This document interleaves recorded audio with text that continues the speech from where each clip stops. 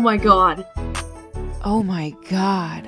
Shalom, Barakatah. This is High Priest Kahalal of the Law, also known as Calvin Israel, back with another video lesson, giving all praises, honor, power, glory, dominion, majesty, reverence, blessings, worship, love, and admiration to the Most High, Yahweh, and Yahweh only.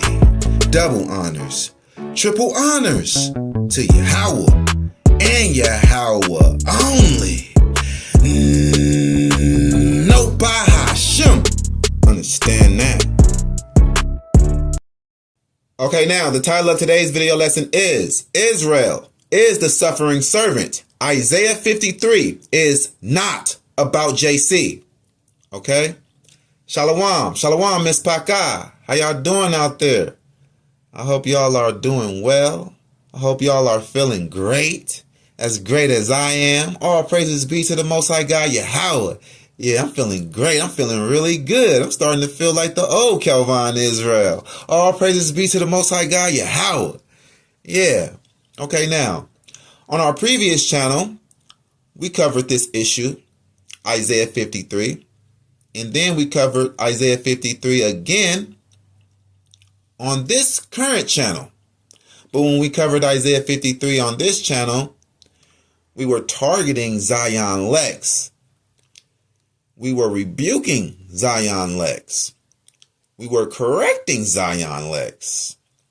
We were attacking Zion Lex. Because after 25 years of being Torah Tanakh only, Yahweh only, Zion Lex decided to backslide and to become a Christian after 25 years. And that pissed a lot of us off in this Yahweh only community. Right? Right. But in this video lesson, breaking down Isaiah 53, letting everyone know who Isaiah 53 is truly about, we are not attacking anyone. We are not targeting anyone. We are not trying to offend anyone. We just want to correct everyone and edify everybody. That's it. Right? And when we covered Isaiah 53, when we were targeting Zion Lex, the production didn't come out very clear because our recording equipment wasn't as good as it is now. So in that video lesson, we hear some cracking and some static. Okay, but this video lesson, I want it to be very clear. I want it to be civilized. I want it to be clean, and I want it to be very edifying. Okay, so we're not targeting anyone. But what also inspired me to do this video lesson and to do it sooner was I saw a debate between Vocab Malone, a Christian, and Judah Nazareth, someone who is Yahweh only, right? And I thought that Judah Nazareth was going to slam dunk this, but he didn't, right? He did not lose the debate, but he did not win the debate. He could have won the debate, but there's corruption in his house, and it's corrupting his doctrine. It's making his doctrine flawed. Okay, trying to crochet in the Gentiles is making his doctrine flawed, being too friendly. Okay, now listen. He lost. Well, he didn't lose. He brought it to a draw. He brought the debate to a draw.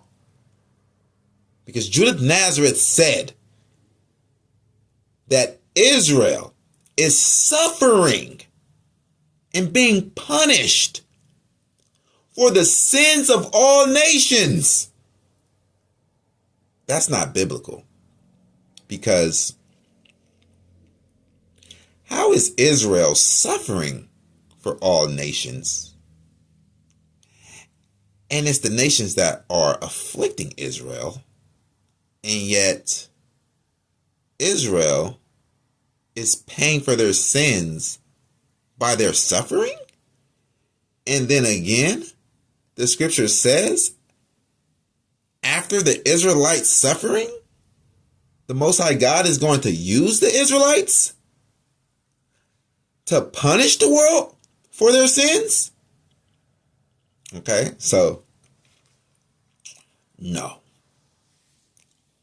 That brought you to a draw. Okay. And that goes like vice versa.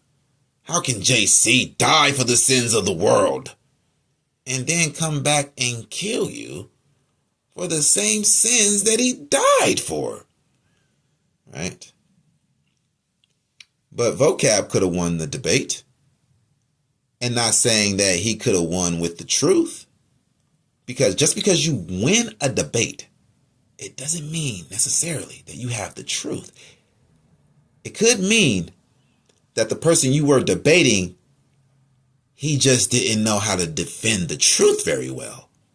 And with your lies, manipulation, and deceit, you were able to pull one over on him. That's all that means. And he could have won like that. But his doctrine is very flawed too. Vocab Malone, your doctrine is super flawed. Like, you're saying JC is God. If JC is God, how can God be his own suffering servant? Okay. Now, I'm not trying to offend anybody, so I'm not going to call anyone stupid. Okay. I'm just going to go along with the presentation. Okay. Even though they might deserve to be called that, I'm not going to do it. Okay. I just want it to be edifying, and I want the truth to come out. Okay. And I'm not going to be long-winded with this intro because we got a lot to bring out, and I feel good. Yes. And I hope y'all feel good too. Okay. All right.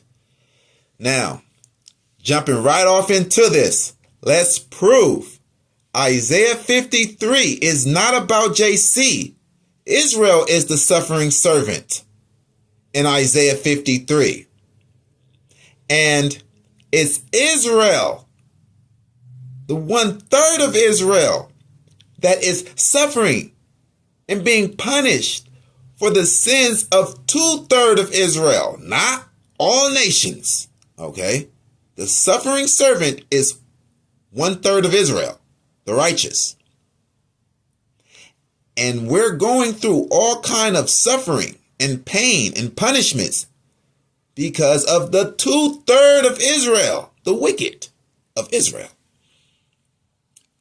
Okay?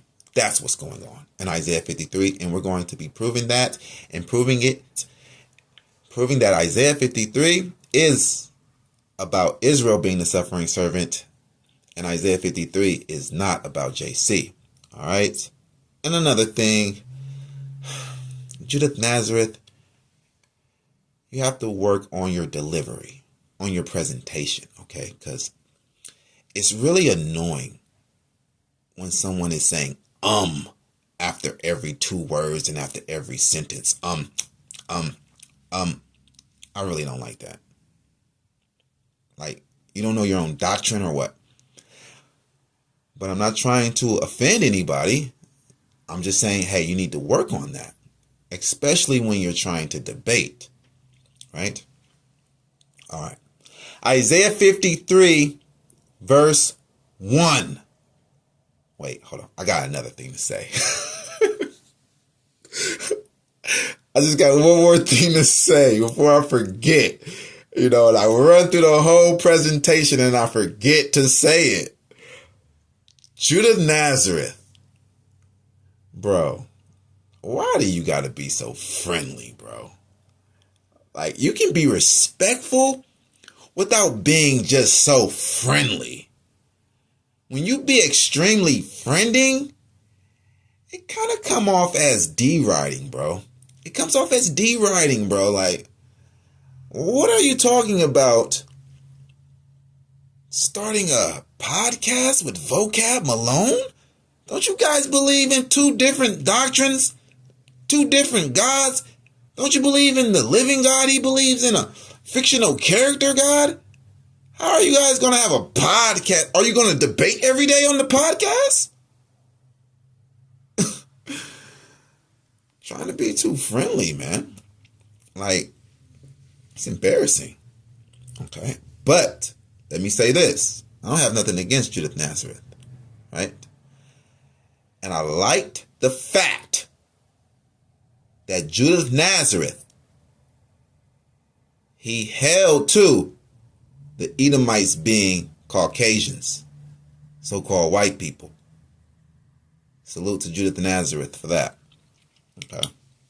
Now let's jump right off into this. Isaiah 53, verse 1. Who has believed our report? Who? Who has believed our report?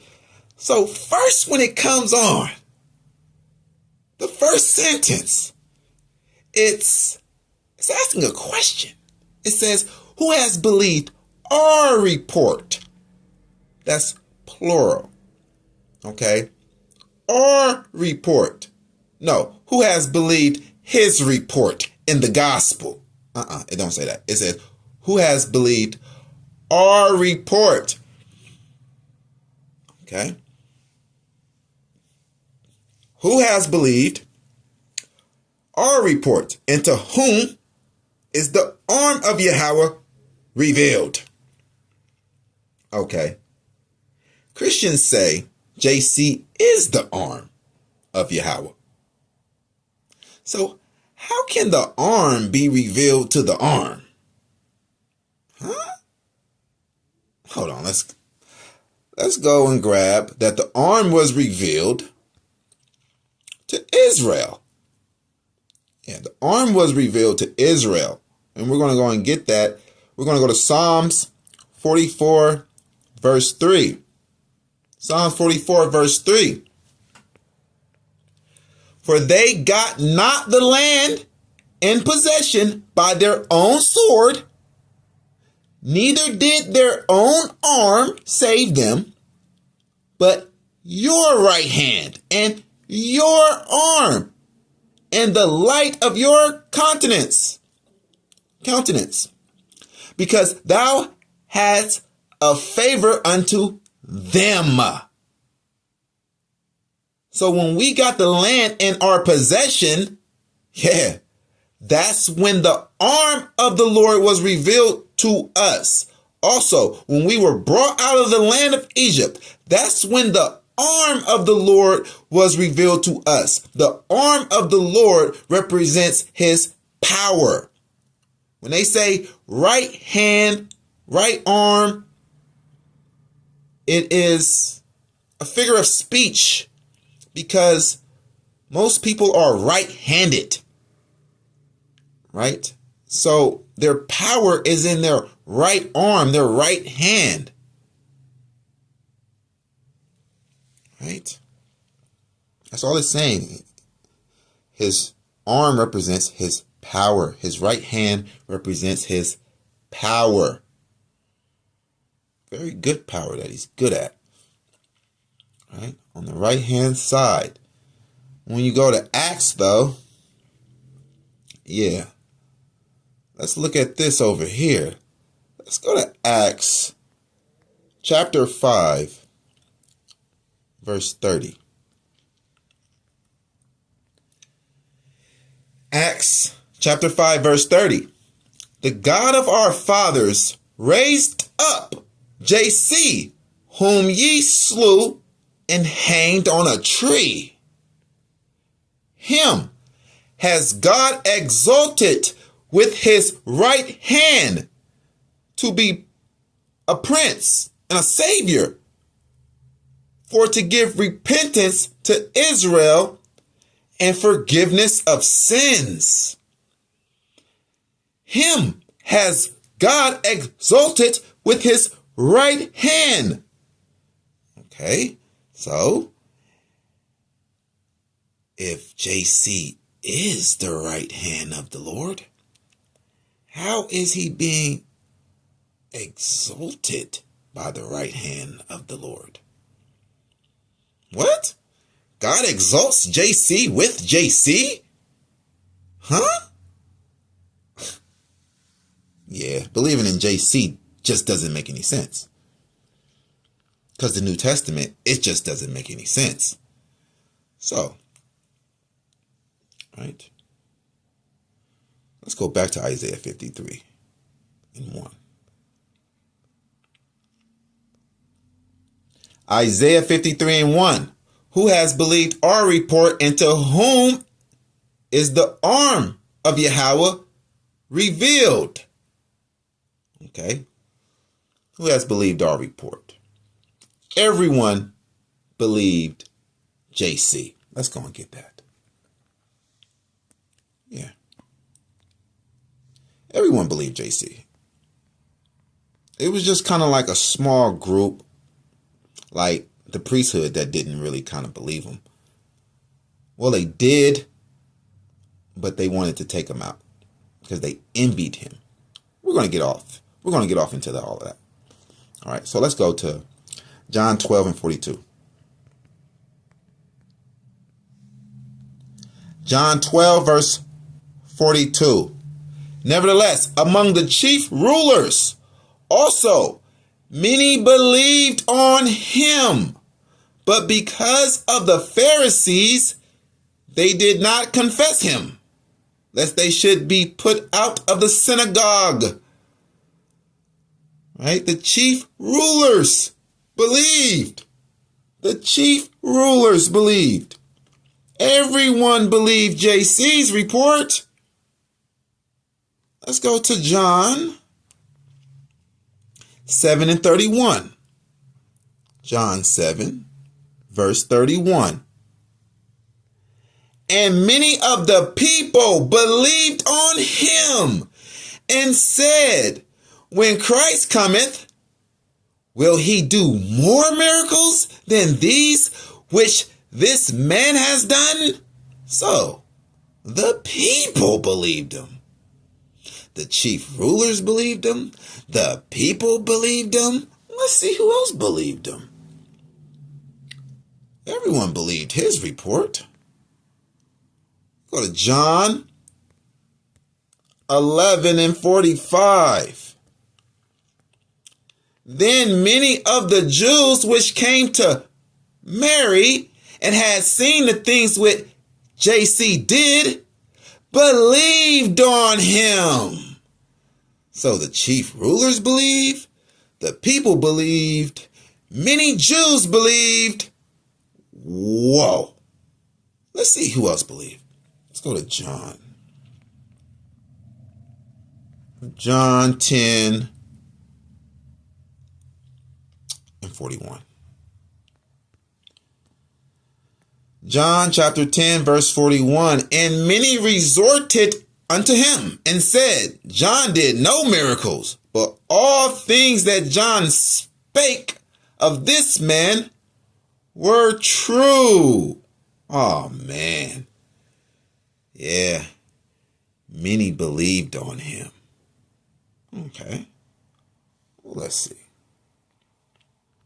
Who believed the Israelites? Let's see who believed the Israelites.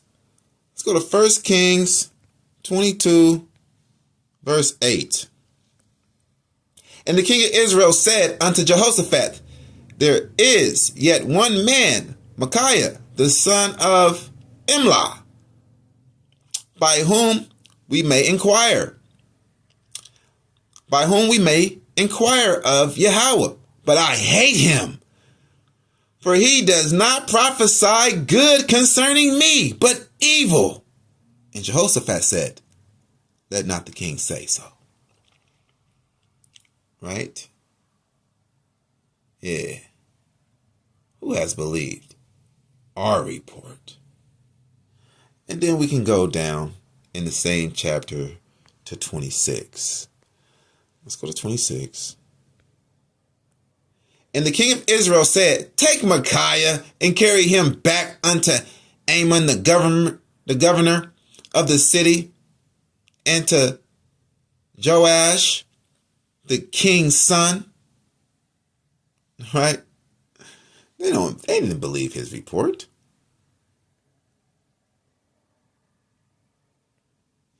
And say, thus says the king, put this fellow in the prison and feed him with bread of affliction and with water of affliction until I come in peace. Didn't believe his report, because if the king did believe his report, he wouldn't have went to war and died. Okay. No one believes Israel's report. Okay. Let's go over here. Jeremiah 35:15. Just like they don't believe our reports today. We tell them we're Israelites. They don't believe that. We tell them that Isaiah 53 is about us. They don't believe that. Who has believed our report? Jeremiah 35, verse 15. I have sent also unto you all my servants, the prophets, rising up early and sending them, saying, return ye now every man from his evil way, and amend your doings, and go not after other gods to serve them. And ye shall dwell in the land which I have given to you and to your fathers. But ye have not inclined your ear, nor hearkened unto me, who have believed our report. Now he said he sent his servants the prophets, but who has believed our report? Right? It says, but ye have not inclined your ear, nor hearkened unto me, because they don't believe our report. Let's go to Jeremiah 7, verse 25. Yeah, I told y'all we was going to get in depth. We're going to go deep. Yeah, we YOZ grave diggers, man. We get deep with these scriptures, man. Yeah, we'll dig your grave. We'll dig your grave and leave the light on for you. Nightlight crew. Yeah, we'll leave the light on for you. Jeremiah 7, verse 25. Since the day that your fathers came forth out of the land of Egypt unto this day, I have even sent unto you all my servants, the prophets, daily, rising up early and sending them. Yet they hearkened not unto me, nor inclined their ear, but hardened their neck. They did worse than their fathers. Okay. Who has believed our report? No one. Hey, look at that. Killing it. And ain't even got to verse 2 yet in Isaiah 53. So, Isaiah 53, verse 2. For he shall grow up before him as a tender plant, and as a root out of dry ground. He has no form nor comeliness, and when we shall see him, there is no beauty that we should desire him. No beauty that we should desire him. Okay. For he shall grow up before him as a tender plant. So this tender plant is Israel. And we're growing up before Yahweh. For he shall grow up before him, Yahweh, as a tender plant. That's not JC. JC is not the tender plant. And as a root out of a dry ground. Okay. So let's go and prove that Israel is the tender plant.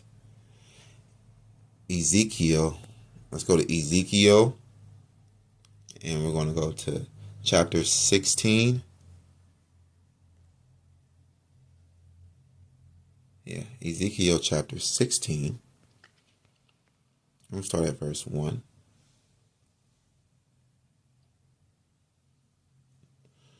Okay.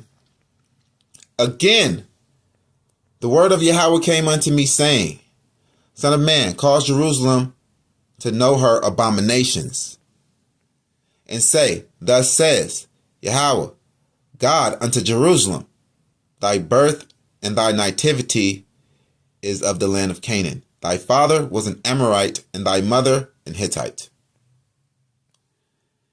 And as for thy nativity, in the day thou was born, thy navel was not cut, neither was thou washed in water to supple thee. Thou was not salted at all, nor swaddled at all. None eye pitied you to do any of these unto you, to have compassion upon you, but thou was cast out in the open field to the loathing of thy person in the day thou was born. Ooh wee. Right? That dry ground, the field, the open field. That's that dry ground where we were tossed to. Okay. Let's go to this tender plant. That's Isaiah. We're going to go to Isaiah 60, verse 21. Who's this tender plant? Thy people also shall be all righteous. This is Isaiah 60, verse 21. Thy people also shall be all righteous. They shall inherit the land forever. The branch of my planting, the work of my hands, that I may be glorified. So, who is the branch of his planting? Thy people. Yeah, the people. Okay. And then let's go to 1 Chronicles. Let's go to 1 Chronicles 17:9.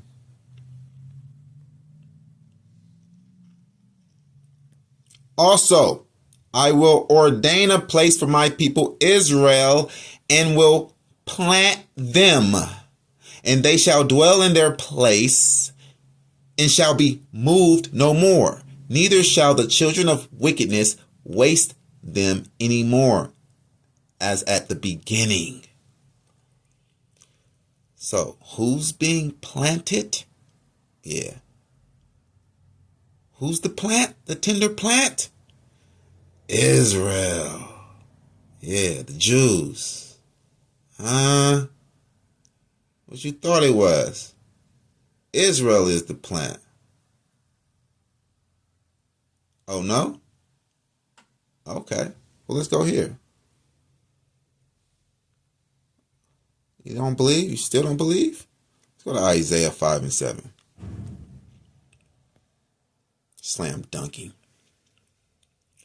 Isaiah chapter 5, verse 7. For the vineyard of Yahweh of hosts is the house of Israel, and the men of Judah his pleasant plant. Oh, there you have it right there. And he looked for judgment, but behold, oppression. For righteousness, but behold, a cry. All right, so we want to read this again from the top. And we want to see that. We're going to see Israel is the tender plant. Isaiah 5:7. For the vineyard of Yahweh of hosts is the house of Israel, and the men of Judah his pleasant plant. No. JC is his pleasant plant. His son JC. It don't say JC. It says men, plural. Men of Judah, his pleasant plant. Right? Why are you bucking up against the truth? Right? Isaiah 53 verse 2 again. For he shall grow up before him as a tender plant. Who's his pleasant plant? Yeah, the men of Judah. Okay.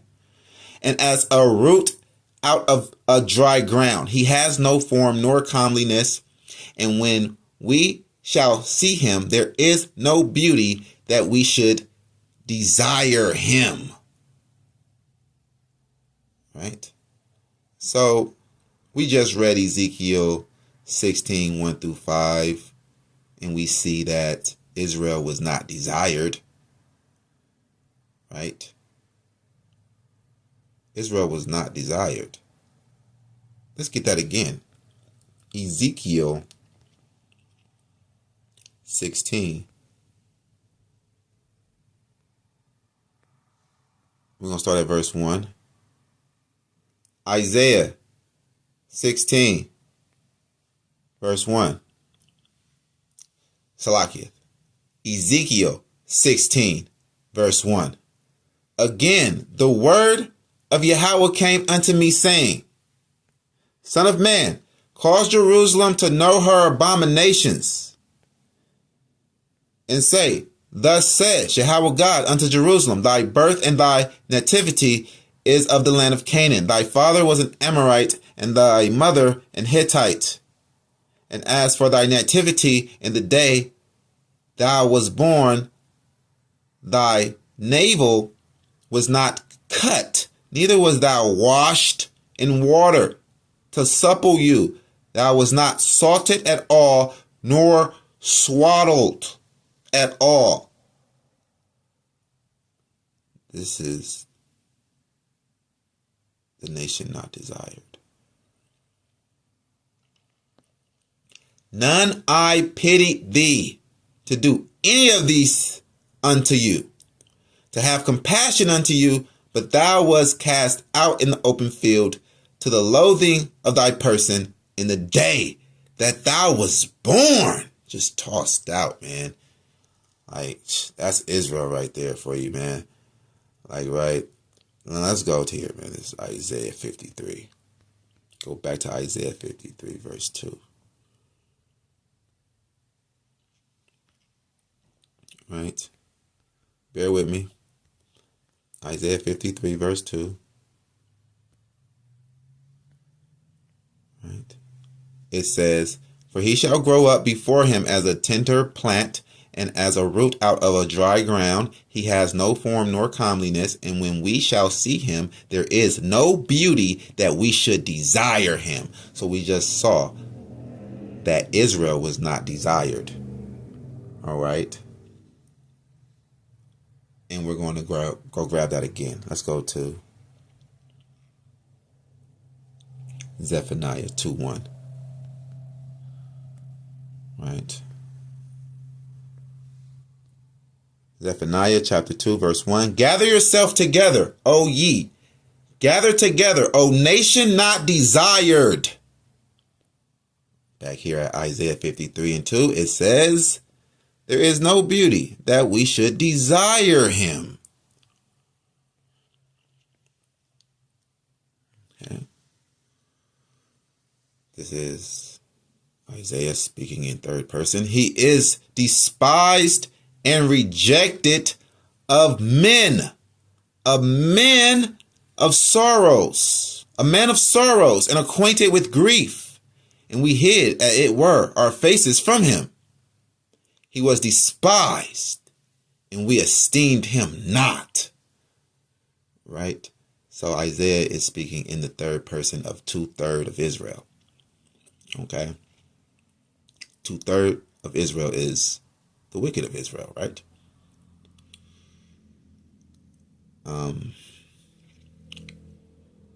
We're at Isaiah 53. And let's see. Was JC despised and rejected? Because it says right here, Isaiah 53 and 3. He is despised and rejected of men, a man of sorrows and acquainted with griefs. All right, so let's see. Is JC despised and rejected? Let's go and see. Is this about JC in the New Testament? Is he the suffering servant? Was he despised? Let's go and see. we got records, right? We got documents, right? We got the story, a fairy tale or what have you. John 6 verse 2, and a great multitude followed him because they saw his miracles, which he did on them that were diseased. Wait a minute. A great multitude followed him? Wait, let's go back to Isaiah 53. What do it say? He is despised and rejected of men. Men following you is not rejecting you. If you are followed by a great multitude, that is not you being rejected of men. That's you being highly accepted of men. Okay? Well, he was not despised and rejected of men. Let's further prove this. Let's go to John. And we're going to go to 6 and 15, just a few verses down. John 6 verse 15. When JC therefore perceived that they would come and take him by force to make him a king, he departed again into a mountain himself alone. What? They were going to force him to be their king. How is that being rejected of men? You are being highly accepted of men. Like, and so much that they are trying to force you to be their king. Okay? Let's go here. Is JC rejected and despised? Let's go to Matthew 14. I'll start at verse 13. See, in order to be able to be a good Yahweh only Moreh, to be a good Tanakh teacher, you have to know the Tanakh very well. And you have to know the New Testament very well too. If you want to save souls and get them up out of this New Testament, you got to know it very well, right? And we know it very well over here, yeah. Matthew 14:13.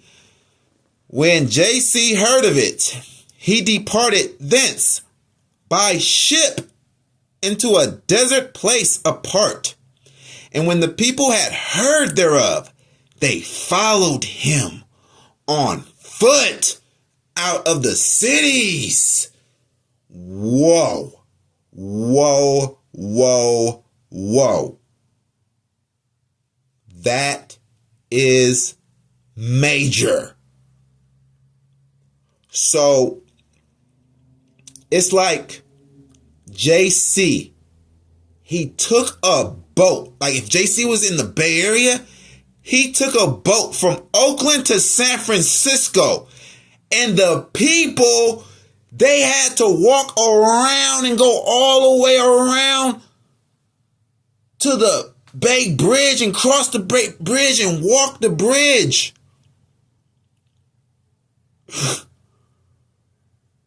Bro, they walked a whole city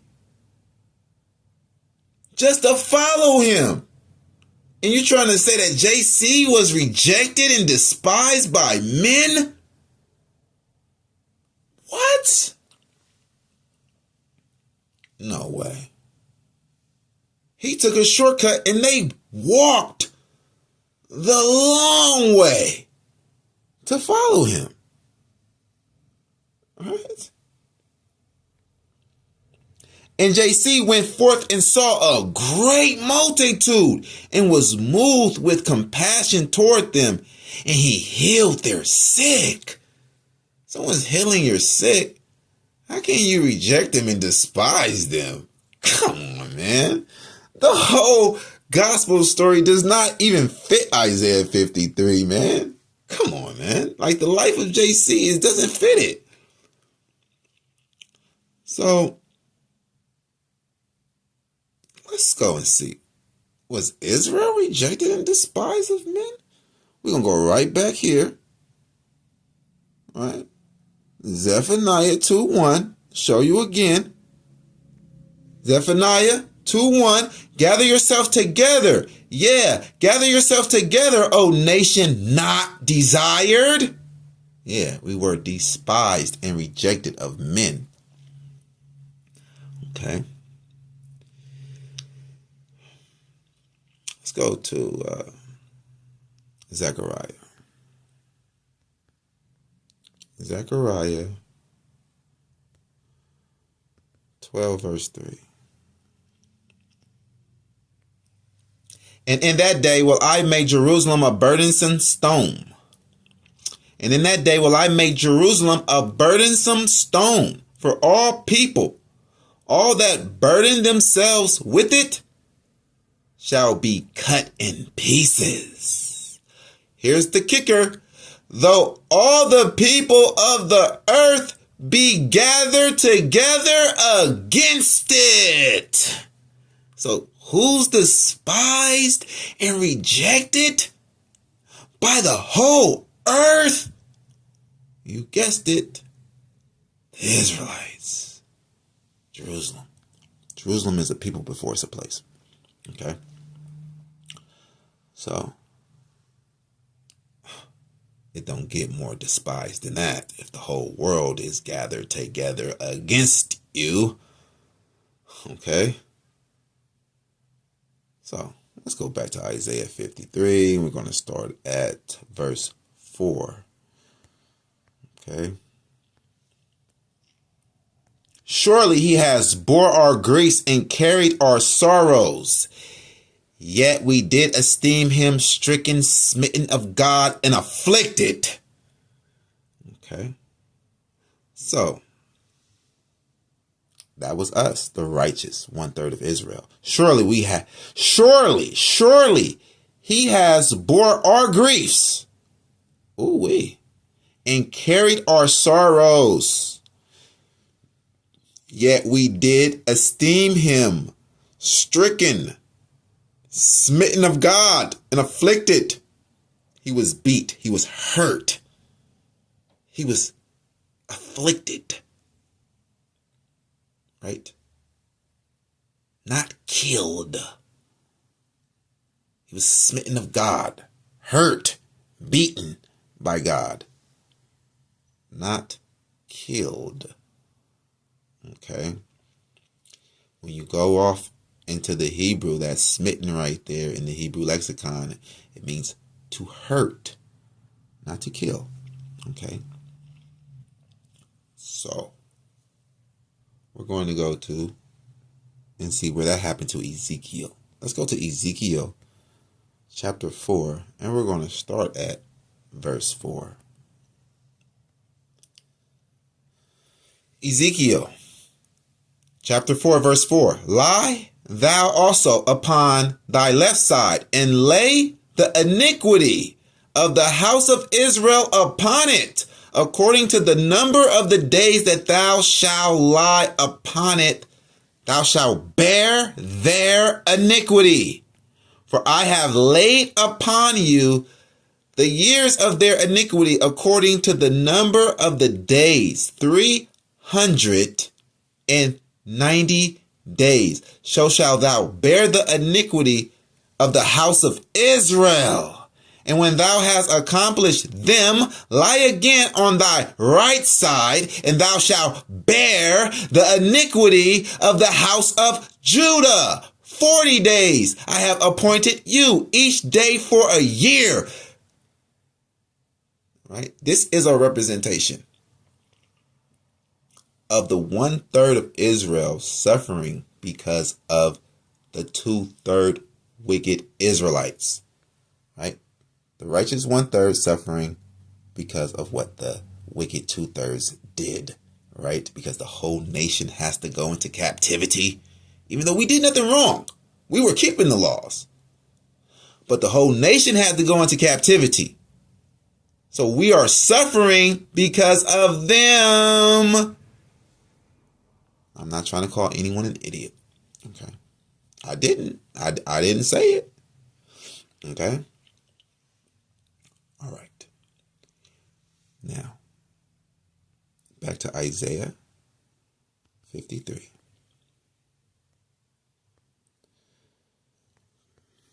Start at 4. Surely he has bore our griefs and carried our sorrows, yet we did esteem him stricken, smitten of God, and afflicted. Okay. But was JC stricken, smitten, and afflicted of God? Or did he put himself through that? Let's go and get it. Did God afflict him? Or did he lay down his own life? Let's go to John 10, verse 17.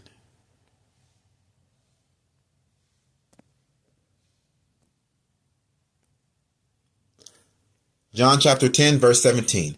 Therefore, does my Father love me? Because I laid down my life that I might take it again. No man take it from me, but I lay it down of myself.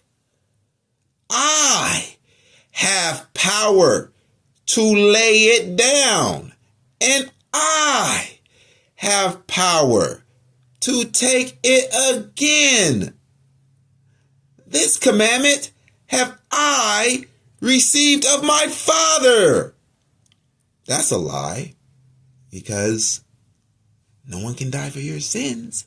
The will and the commandment of the Father is Deuteronomy 24 and 16. No one can die for your sins. So,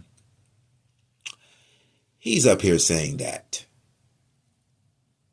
he is laying down his own life and he has the power to do it. Okay. So, according to people like Vocab Malone, who think that God is his own suffering servant, God here is beating himself. Right? Surely he has bore our griefs and carried our sorrows, yet we did esteem him stricken, smitten of God. God is afflicting himself, according to Vocab Malone. Okay. I couldn't hold that one in, man. God is beating himself. Wait. Oh man, this is crazy. Like Christians, hey, let's keep it clean. Isaiah 53 verse 5. Okay. Isaiah 53 verse 5. But he was wounded for our transgressions. Yes, because the 1/3 of Israel, we were keeping the commandments, doing what we were supposed to do. But 2/3, majority of our nation wasn't. Majority rules, so we went into captivity.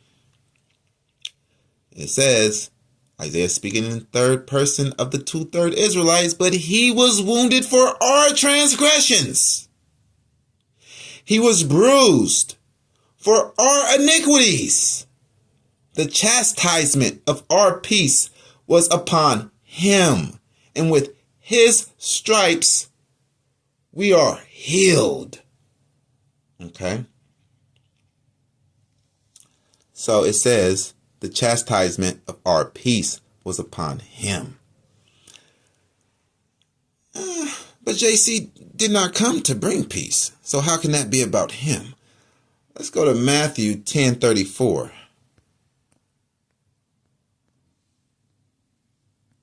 Matthew 10:34. Think not that I am come to send peace on earth. I came not to send peace, but a sword. So how can he be our peace? The chastisement of our peace, when he did not come to bring peace. Okay, that's simple to understand. Very simple to understand. Okay. All we like sheep have gone astray. We have turned everyone to his own way. And Yahweh has laid on him the iniquity of us all. All we, like sheep, have gone astray.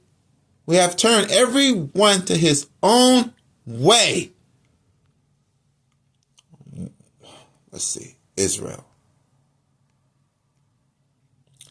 Psalms 44. Israel like sheep. Psalms 44:11. Thou hast given us like sheep, appointed for meat, and hast scattered us among the heathen. Thou hast given us like sheep. And down here to verse 22 in the same chapter. Okay. Psalms 44:22. Yeah, for your sake are we killed. All the day long we are counted as sheep for the slaughter. As sheep for the slaughter. Okay. Isaiah 53:6. All we like sheep have gone astray. We have turned everyone to his own way. And Yahweh has laid on him the iniquity of us all. He was oppressed. And he was afflicted. Yet he opened not his mouth. This is Isaiah 53 verse 7. He was oppressed. And he was afflicted. Yet he opened not his mouth. He is brought as a lamb to the slaughter, and as a sheep before her shearers is dumb. So he openeth not his mouth. So let's go where Israel did not open their mouth. Let's go and see where Israel did not open their mouth during their affliction. Okay. And we're going to go to Ezekiel 24 and we're going to start at verse 15. Ezekiel chapter 24, verse 15. Also, the word of Yahweh came unto me, saying, Son of man, behold, I take away from you the desire of your eyes with a stroke. Yet neither shalt thou mourn nor weep, neither shall thou tears run down. All right, don't open your mouth. Don't weep. Forbear to cry. Make no mourning. Open your mouth. Don't open your mouth. For the dead, bind the tire of thine head upon thee, and put on thy shoes upon thy feet, and cover not thy lips, and eat not the bread of men that mourn, right? So I spake unto the people in the morning, and at evening my wife died. And I did in the morning as I was commanded. Peace be upon Ezekiel. All praises be to the Most High God, Yahweh, for his righteous servant Ezekiel. For his mighty servant Ezekiel. Reading on. And the people said unto me, Wilt thou not tell us what these things are to us, that thou dost so? Then I answered them, The word of Yahweh came unto me, saying, Speak unto the house of Israel. Thus says Yahweh God, Behold, I will profane my sanctuary, the excellency of your strength, the desire of your eyes, and that which your soul pitieth. and your sons and your daughters whom ye have left shall fall by the sword. And ye shall do as I have done. Ye shall not cover your lips, nor eat the bread of men. And your tire shall be upon your heads, and your shoes upon your feet. Ye shall not mourn nor weep, but ye shall pine away for your iniquities, and mourn one toward one another. And mourn one toward another. Right? Silently. Right? So, keep your turbans on your head and your shoes on your feet, and don't weep. So Israel did not open their mouth when we were afflicted. We were commanded not to open our mouth. Okay, now we're going to go to Ezekiel chapter 3, verse 26. Ezekiel chapter 3, verse 26. And I will make thy tongue cleave to the roof of thy mouth, that thou shalt be dumb, and shalt not be to them a reprover, for they are a rebellious house. Right? So, let's go to Ezekiel. Salakia, let's go to Isaiah 53, verse 7. It says right here in Ezekiel chapter 3 and 26, it says, and I will make thy tongue cleave to the roof of thy mouth, that thou should be dumb. Right? So you can't open your mouth. To be dumb is to be like deaf. Right? Let's go back to Isaiah 53. Isaiah 53, 7. Right? He was oppressed and he was afflicted, yet he opened not his mouth. He is brought as a lamb to the slaughter, and as a sheep before her shears is dumb. Right? Didn't it say that Ezekiel was made dumb? So he openeth not his mouth, and as a sheep before her shears is dumb. And then here at Ezekiel 3 and 26, it says, and I will make thy tongue cleave to the roof of thy mouth, that thou shalt be dumb. Okay. Now, we go to Isaiah 53 again. Salakia. Isaiah 53, verse 7. Okay, now we're going to go to verse 8. Wait, let's break that down some more. Okay, so we see that Israel was afflicted and Israel did not open their mouth. And it fits this perfectly. Okay, so now let's go and see that JC opened his mouth. Okay, let's go. If this is about JC, then we shouldn't be seeing JC opening his mouth. Okay, so Matthew 27, and we're going to start at verse 46.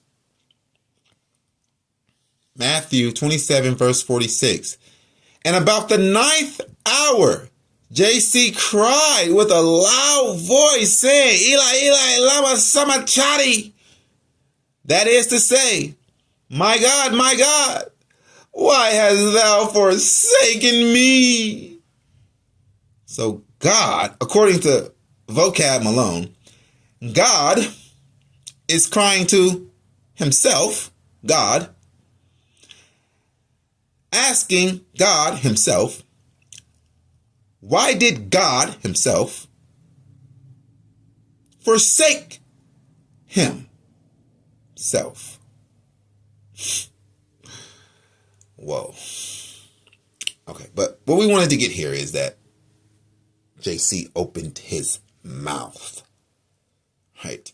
And not,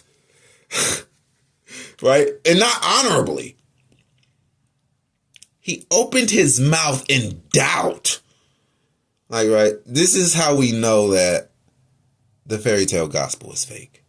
Because this is supposed to be a God in human flesh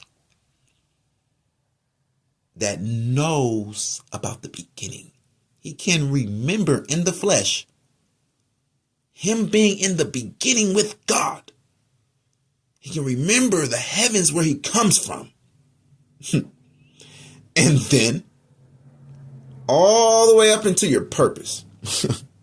You start doubting and you opening your mouth, right? You opening your mouth with doubt.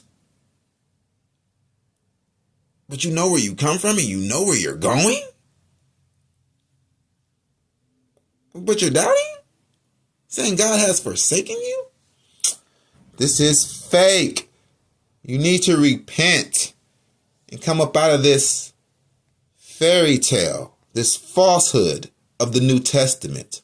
Okay, let's go to John 19, verse 26. John 19, verse 26. Let's see. Did JC open his mouth again? John 19, verse 26.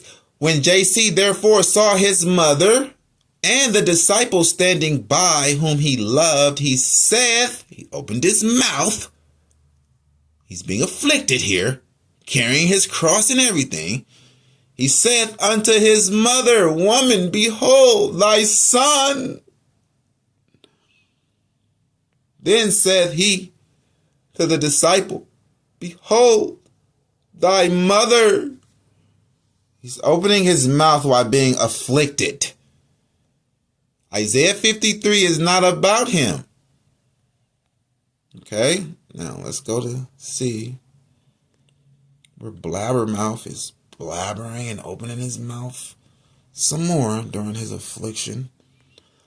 Luke 23, verse 43.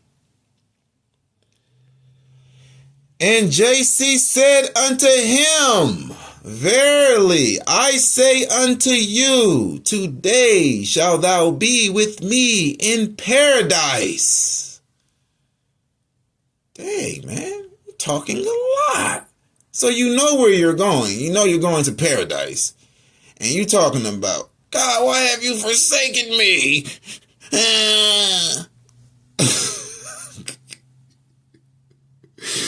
Man, you can't even fool little kids with this, man. Like, well, maybe a little kid, but that's about it. Yeah, let's go to Isaiah 53. So we see that he did open his mouth, right? Isaiah 53, we're going to start at 8. Isaiah 53 is not about him. It's about Israel. It's matching perfect with Israel, and it's not matching at all with JC. Okay. Isaiah 53, verse 8. He was taken from prison and from judgment. And who shall declare his generation? Can't declare his generation because it's every generation. But we can declare JC's generation, right? Wasn't it the first century? About the year 30 CE, right?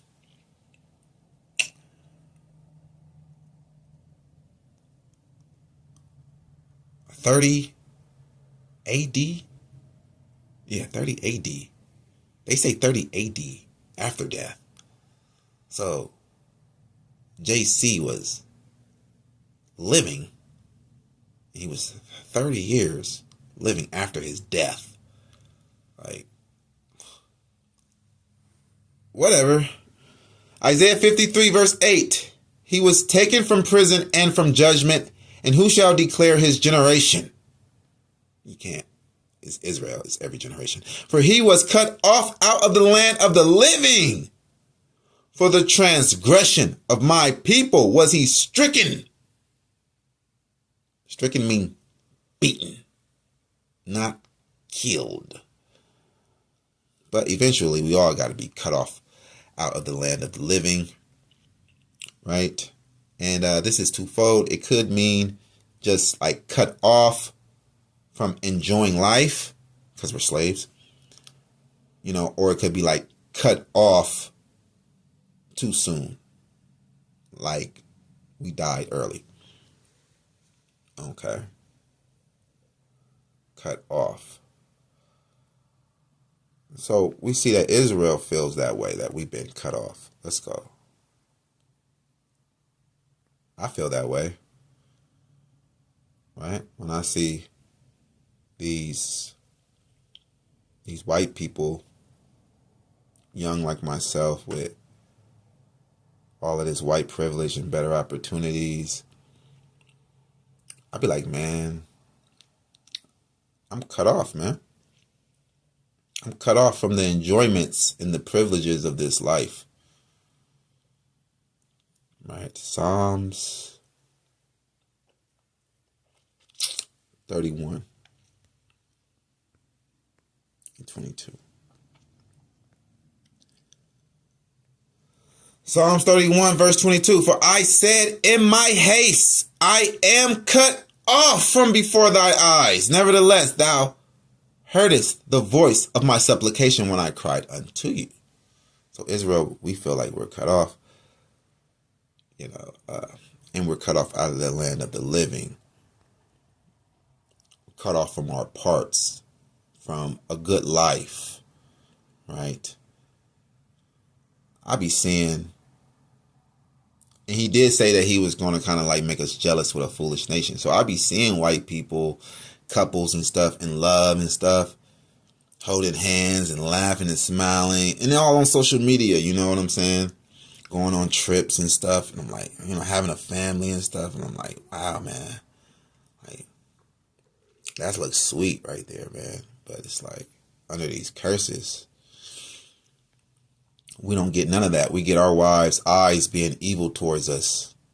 And we marry them and they lie with another man. Because that's the curse. And that's what's been happening to us. Ezekiel 37:11. Then he said unto me, Son of man, these bones are the whole house of Israel. Behold, they say our bones are dried, and our hope is lost. We are cut off for our parts. Cut off out of the land of the living. So that's how the Israelites feel. Right? Therefore prophesy and say unto them, Thus says Yahweh God, Behold, my people, I will open your graves and cause you to come up out of your graves and bring you into the land of Israel. Resurrection. And ye shall know that I am Yahweh when I have opened your graves, O my people, and brought you up out of your graves. This is resurrection to paradise, because we say we're cut off out of the land of the living. We're cut off from our parts. We're cut off from a good life. He's resurrecting us to paradise to have a good life. Okay. And shall put my spirit in you, and ye shall live, and I shall place you in your own land on the second earth, in paradise. Then shall ye know that I, Yahweh, have spoken it and performed it, says Yahweh. Okay. Isaiah 53. Start at 8. Okay. He was taken from prison and from judgment, right? Just like Micaiah in 1 Kings 22, right? He was taken from prison. He was in prison in judgment, right? JC was never in prison, man. Like, he was never in prison. Like, if anything, JC was in like a holding cell. He was never in prison. It says He was taken from prison and from judgment. And who shall declare his generation? For he was cut off out of the land of the living. For the transgression of my people was he stricken. So yeah, that really would suck, right? If you're like a righteous man of the Lord and you're keeping the commandments, right? And then you're like 30 and have to go into captivity because of what the 2/3 Israelites did. And then now you're spending like more than half of your life, more than half of your adult life in slavery for doing good. Isaiah 53 is explaining that those who were punished because of the 2/3 wicked Israelites, they will be rewarded. You know, the Most High will make it up to them. This is him making it up to us. Right? Isaiah 53 verse 9. And he made his grave with the wicked and with the rich in his death, because he had done no violence, neither was any deceit in his mouth. Okay. So,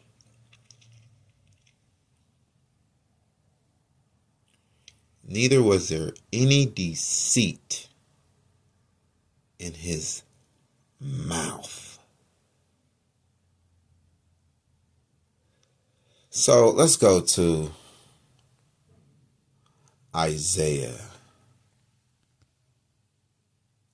6. Isaiah 6 verse 5. Because you will have Christians saying, how can the suffering servant in Isaiah 53 be about Israel when Israel have unclean lips?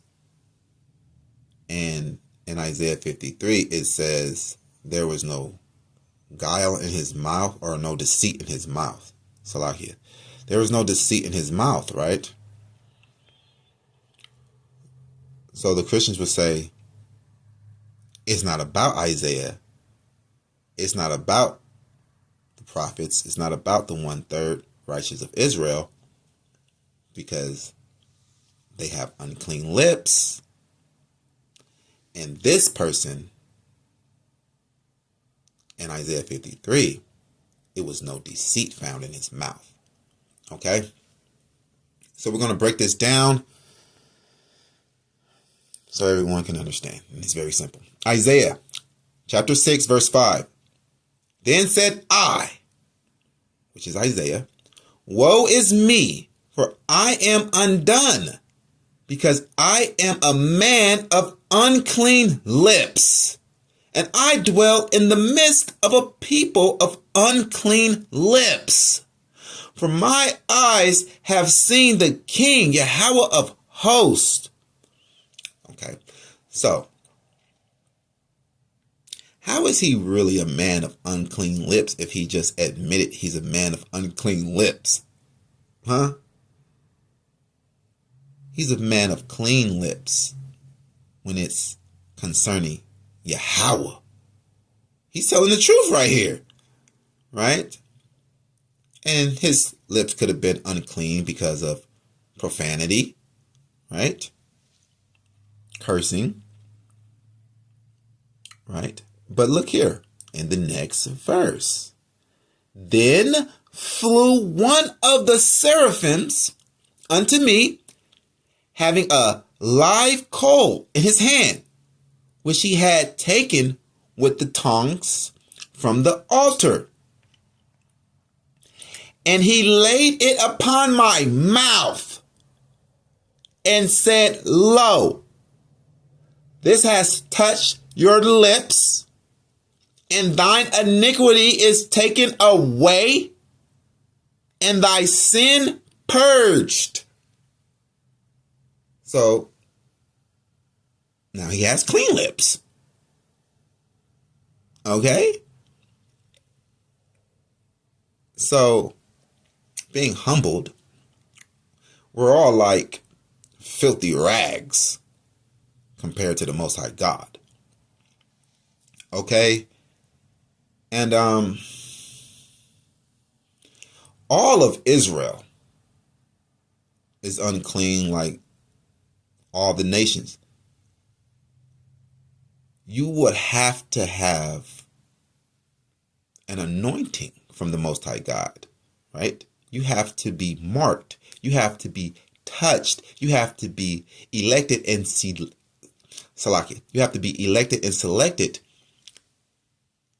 to be the 1/3 of Israel, to be the righteous of Israel. It's the Most High that's making you the righteous 1/3 of Israel. So he is making the 1/3 of Israel clean, right? He's making the 1/3 of Israel have clean lips. And that's exactly what we see here. Okay. Now, being truthful, you could say that we are a people of unclean lips, swearing falsely, lying, using profanity, but we see that it's the Most High that takes away that sin. And with his spirit, now we have clean lips and we speak for him. Okay. But did JC have deceit in his mouth? Did he? Let's go and get that. But let's go to Isaiah 53 again. Let's go to Isaiah 53 and 9. Let's take our time with it. All right. Isaiah 53 and 9. And he made his grave with the wicked and with the rich in his death, because he had done no violence, neither was any deceit in his mouth. Okay. So let's see. Did JC commit any violence? Was JC violent? Okay, let's see. John 2, verse 13.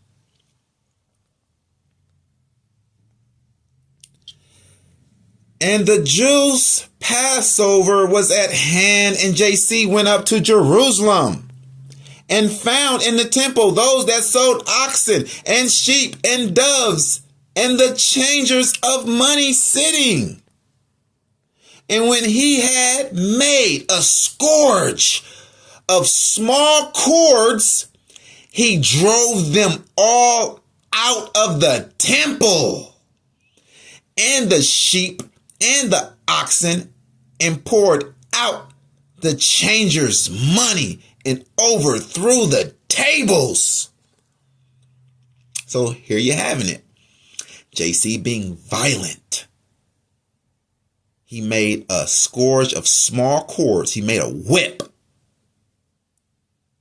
And he started to whip people out of the temple. That's violent. Try that this day. Yeah. Try doing that today. Go into a church and just start whipping people with a whip. And see how many charges is going to be brought upon you. They're going to make you a public example. Right? This is extremely violent and savage because it's being done in the holy temple. Come on, man. You could just stood up and made a speech. Why you have to be violent?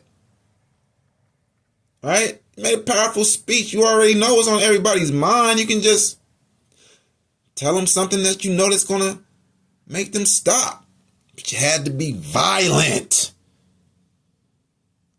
But the suffering servant in Isaiah 53 done no violence. Okay. He had no deceit in his mouth. So let's go and find where JC had deceit in his mouth. Matthew chapter 13. And we're going to start at verse 10.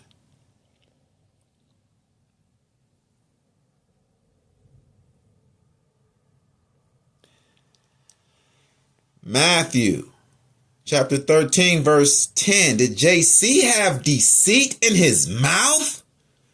And the disciples came and said unto him, Why speakest thou unto them in parables? He answered and said unto them, Because it is given unto you to know the mysteries of the kingdom of heaven, but to them it is not given.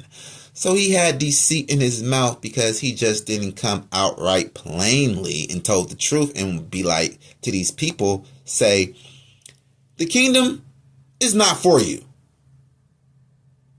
For whatever reason it may be, right? Just tell them the truth. The kingdom of heaven is not for you. But he had deceit in his mouth.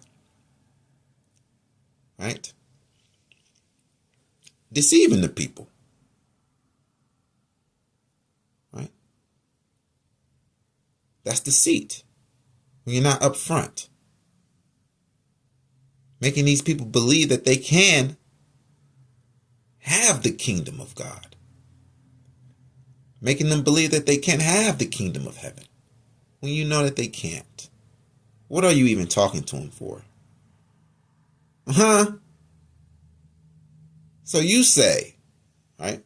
JC says, because it is given unto you to know the mysteries of the kingdom of heaven. So it was given to his disciples to understand his parables. So let's see. In the same chapter, just down a few verses, let's see. Did they understand his parables? Is the kingdom of heaven for them?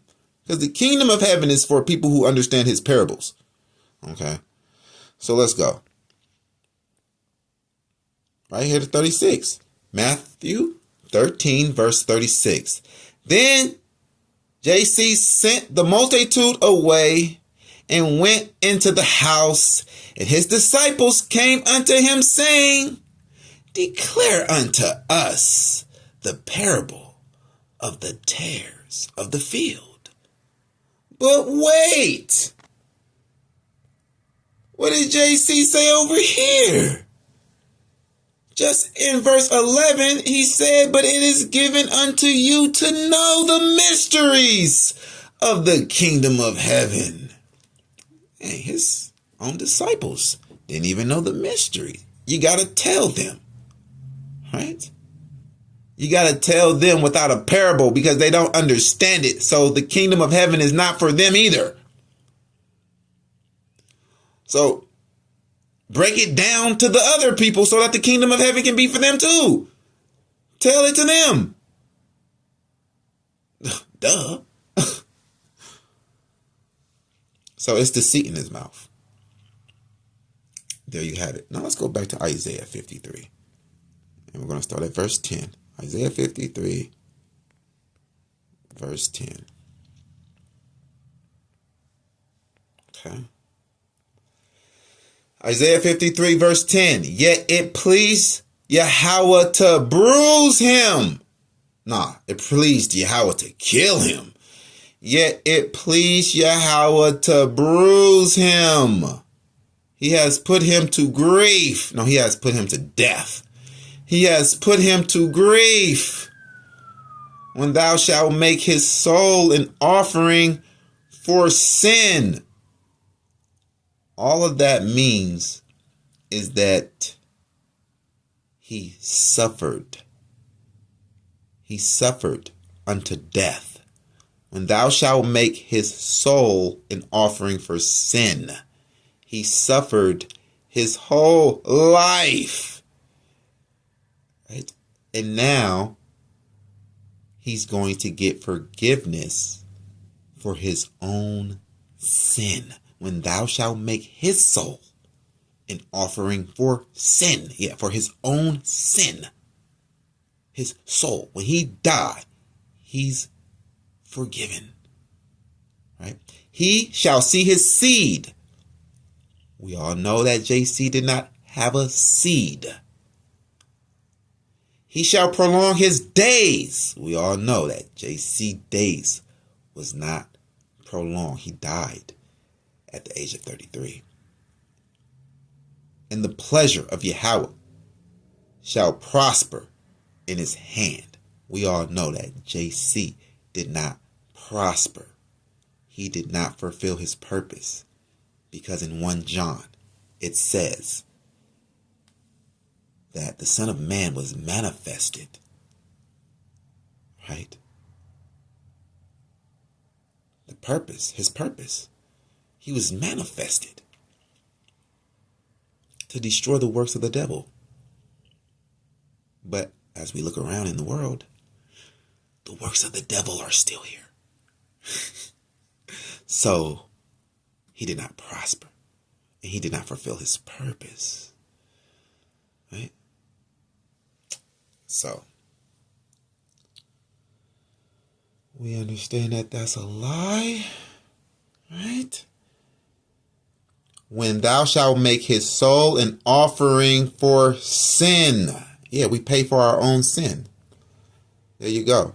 No one paid for our sin. We pay for our own sin. JC did not die for our sins. We pay for our own sins. Comfort ye. This is Isaiah 40 verse 1. Comfort ye, my people, says your God, Yahweh. Speak ye comfortably to Jerusalem, and cry unto her that her welfare is accomplished. Her warfare is accomplished. That her iniquity is pardoned. For she has received of Yahweh's hand double for all her sins. So, did JC die for the sins of Israel? Or did we pay for our own sins? Well, it says it right here. Let's read it again. Isaiah 40 verse 2. Speak ye comfortably to Jerusalem. Jerusalem is a people before it's a place. And cry unto her that her warfare is accomplished. That her iniquity is pardoned. For she has received of Yahweh's hand double for all her sins. Okay, so it's pardoned. All right. Oh, okay. That's what the transatlantic slave trade was about. Years after JC allegedly died for the sins of the world. Okay, yeah. We pay for our own sins. And double. That's why. JC's fake. Clearly. Obviously. Okay. And then we go back to Isaiah 53. Back to Isaiah 53 and 10. Yet it pleased Yahweh to bruise him. He has put him to grief when thou shalt make his soul an offering for sin. Right? So this person was grieved unto death. Then he died. All souls go back to the Most High, right? And the Most High received his soul and forgave him for his sins because it was sufficient. Everything that soul went through and suffered, right? It was enough for a sin offering. So that person can be forgiven for their sins because there's no man that don't sin, right? Even if you're righteous, right? You may not have gross sins. You may not have like abominable sins, but there's no man that don't sin and just completely sinless. Now let's go to Wisdom of Solomon, and it gives us a better understanding of this. Let's go to Wisdom of Solomon.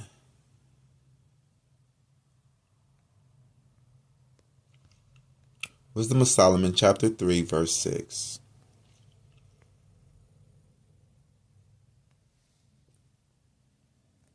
Wisdom of Solomon, chapter 3, verse 6.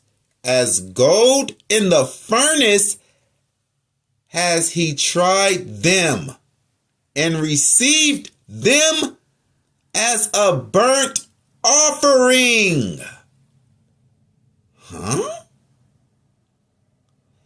As gold in the furnace has he tried them. No, he killed them. As gold in the furnace has he tried them. So we went through the fire. We were tested, tried. We suffered. And because of that suffering, we came out as gold. And because of that suffering, he received us as a burnt offering. Make his soul an offering for sin. Do you get it now? And receive them, plural, as a burnt offering. So who is the suffering servant? Plural? Yeah, the nation of Israel. And receive them as a burnt offering. Right? Isaiah 53 and 10. When thou shalt make his soul an offering for sin. Now let's go to verse 11.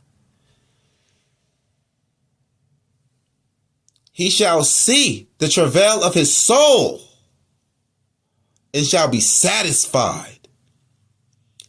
By his knowledge shall my righteous servant justify many, for he shall bear their iniquities.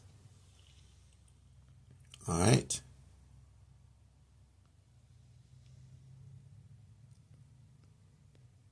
You justify them, right? We suffered for them, right? As their children, right? Rachel is crying because her children is not comforted, right? Lamentation 5:7. Our fathers have sinned and are not, and we have bore their iniquities. Hey, wait. What did that say over here in Isaiah 53? He shall see the travail of his soul and shall be satisfied. By his knowledge shall my righteous servant justify many, for he shall bear their iniquities. And over here in Lamentation 5 and 7, it says, our fathers have sinned and are not. They're not here. They're dead. And we have bore their iniquities. Whoa. But if regeneration was real and all souls come back to this earth, then they would be here. They would be here, right? Bearing their own iniquities. But that's falsehood, right? But we had to suffer for the iniquities of our fathers. Our fathers have sinned and are not, and we have bore their iniquities. That's what it means, right? Right. And in doing so, Yahweh says that they are justified. Therefore will I divide him a portion with the great. So if JC is God, so God is going to divide himself a portion with the great. Why? When God is the greatest. That doesn't make any sense. And he shall divide the spoil with the strong, because he has poured out his soul unto death. There you go. He poured out his soul. Right. His soul was afflicted. He afflicted his soul unto death. Yeah. Poured out his soul. He was working. He was enslaved. He was laboring unto death. Poured out his soul. This is not the Most High God taking a man and just slaughtering him, just instantly killing him and hanging him up on a cross. No. This is process of life. This is long suffering, a long suffering life. Right? Therefore will I divide him a portion with the great, and he shall divide the spoil with the strong, because he has poured out his soul unto death. And he was numbered with the transgressors, and he bare the sin of many, and made intercession for the transgressors. Right? He bore the sins of many. Because sometimes our fathers, they kind of escape the judgment by dying, like, you know what I mean? But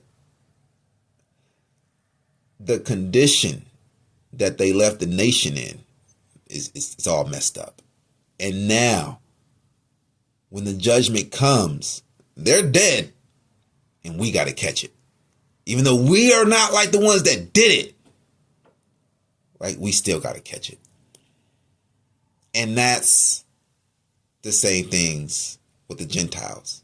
And they can't understand it. They like, how are we going to suffer for the sins of our forefathers? We are not the ones that enslaved you guys. We are not the ones that did this and did this to you guys. But they left your nation in a bad situation, right? And you're going to have to bear the sins of your fathers. That's what this is meaning. Okay? So, the intercessors that's making intercession, they are the prophets, who Isaiah 53 is really about. The righteous of Israel, the 1/3 of Israel, right? We're going to go and grab that. What it says. Let's just read it once again. Let's read Isaiah 53:12. Once again. Therefore will I divide him a portion with the great, and he shall divide the spoil with the strong, because he has poured out his soul unto death, and he was numbered with the transgressors, and he bare the sins of many, and made intercession for the transgressors. Right? He was a prophet. He was a priest. He was a messenger. He was the servant of the Most High God, the righteous servant. Okay. 2 Chronicles 36, verse 15. And Yahweh God of their fathers sent to them by his messengers, rising up betimes and sending, because he had compassion on his people and on his dwelling place. Right? He made intercession. There you go. He sent his messengers to make intercession. Right? And let's get it one more time. Let's go to Jeremiah 27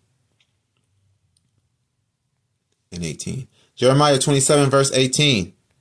But if they be prophets, and if the word of Yahweh be with them, let them now make intercession to Yahweh of hosts, that the vessels which are left in the house of Yahweh and in the house of the king of Judah and at Jerusalem go not to Babylon. But if they be prophets, and if the word of Yahweh be with them, let them now make intercession. So Isaiah 53 is about the prophets. They made intercession for the transgressors. Right? There you have it. It's right there. Now I hope that was edifying. I really do. Wasn't trying to offend no one. I wasn't targeting anyone. I wasn't trying to attack anyone. Only thing I was trying to attack was that false doctrine. The false doctrine that Isaiah 53 is about JC. The false doctrine that anything in the so-called Old Testament is about JC. Okay? Yeah. Now, stay stumped down for the Most High God, Yahweh. Stand tall in the law. YOZ to the saints are free. A Bible ball. Fall, Babylon, fall.